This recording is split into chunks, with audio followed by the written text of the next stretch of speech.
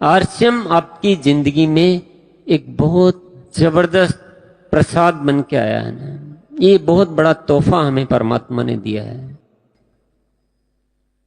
और आप सभी अच्छी तरह समझ सकते हैं कि जिंदगी में कितनी भी अनमोल चीज मिल जाए और उसकी कीमत को हम नहीं समझ सके तो वह अनमोल चीज हमारे कुछ काम आने वाली नहीं है। इसे हम लोगों ने पता नहीं क्या समझ लिया है। आरसीएम को हम गलत समझेंगे तो हमारी जिंदगी भी गर्त में ही जाने वाली है। इतनी सुंदर चीज हमें जीवन में मिली है और हमने इसे चंद सिक्के पाने का एक तरीका समझ के इसका मजाक बना के रख दिया है। हम इसे मुफ्त का माल समझते हैं कि मेरा क्या गया है, मूड होगा तो कर लूंगा, नहीं तो। ये मुफ्त का माल नहीं है भैया, ये एक ऐसी अनमोल दौलत है जिसे इस पूरी दुनिया का अमीर से अमीर आदमी पूरी जिंदगी की दौलत लुटाकर भी नहीं खरीद सकता है।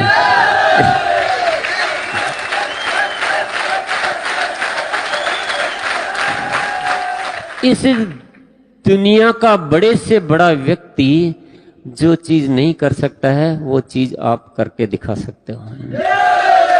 इतना बड़ा अधिकार आपको मिला है और आप इसे मुफ्त का माल समझते हैं तो ये गलत बात है।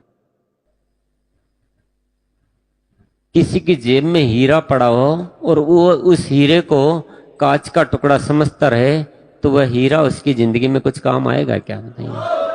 और हम कहीं इस अनमोल हीरे को कांच का टुकड़ा तो नहीं समझ रहे हैं।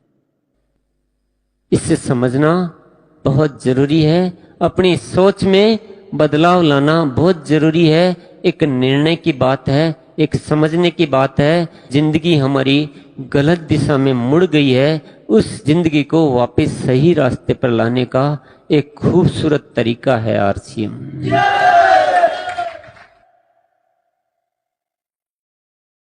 ये हमारी जिंदगी की एक पूरी की पूरी बहुत बड़ी सच्चाई से लिंक रखता है। ये किसी के व्यक्तिगत जीवन का मामला नहीं है, ये पूरे देश को बचाने का मामला है।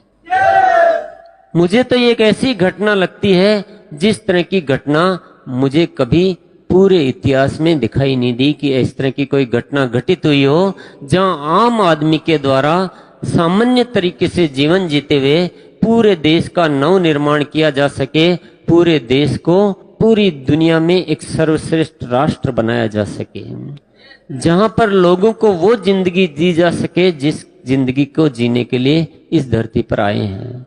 इंसान को इंसान बनकर जीने का ये सही रास्ता देने वाला ये बहुत बड़ा अनुष्ठान है आरसीएम।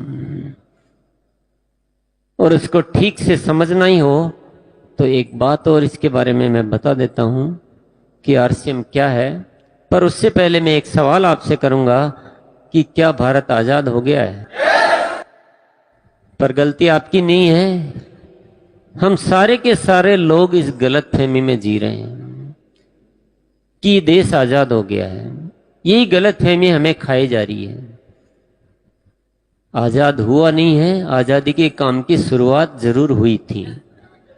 कुछ लोगों ने अपनी जान की कुर्बानी देकर इस आजादी के काम की शुरुआत की थी। उनका एक सपना था इस देश को खूबसूरत देश के रूप में देखने का, लोगों के बीच में प्रेम का बड़ा एक सैलाब देखने का, आपस में मिलजुल कर रहने की भावना, कोई लड़ाई झगड़े नहीं, कोई दूरियां नहीं, कोई दीवारें नहीं, सब स्वावलंबी होकर जीवन जिए, सब मजबूत बने, कोई मदद नहीं मांगे। ऐसा एक खूबसूरत राष्ट्र वो देखना चाहते थे। इसी के लिए उन्होंने एक काम की शुरुआत की, भले उनको अपनी जान की कुर्बानी भी देनी पड़ी। पर जरा सोचने की बात यह है कि क्या उनका सपना पूरा हो गया? उनका सपना तो अधूरा है। उन्हें पता होता कि हमारे यह काम शुरू करने के बाद तो इस देश की स्थिति और भी खराब होती जाएगी, तो शायद कभी भी वो अपनी जान की कुर्बानी नहीं देते। हमें इस बात को ठीक से समझने की आवश्यकता है। हम इस देश के सच्चे नागरिक हैं तो उस अधूरे सपने को पूरा करना किसकी जिम्मेदारी है? अरे वो लोग हमारे लिए इतना कुछ करके चले गए क्या हम आगे का काम नहीं कर सकते हैं? क्या हमारी रगों में भारत मां का खून नहीं है? कर सकते हैं। वो हमारे जो साथी थे,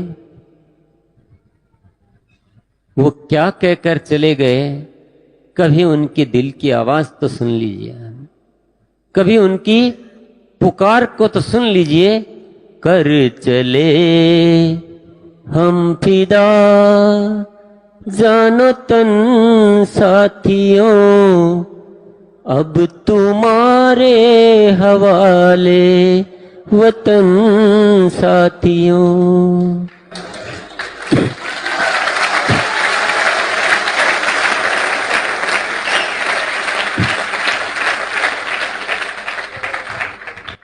हम तो अपनी जान देकर इस वतन को तुम्हारे हवाले करके जा रहे हैं, और ये वतन को तुम वास्तविक आजादी दिलाओगे, हम इस भरोसे के साथ ऊपर जा रहे हैं। और ये आरसीएम इस धरती पर इसलिए आया है ताकि उन वीर पुरुषों के अधूरे सपने को पूरा किया जाए।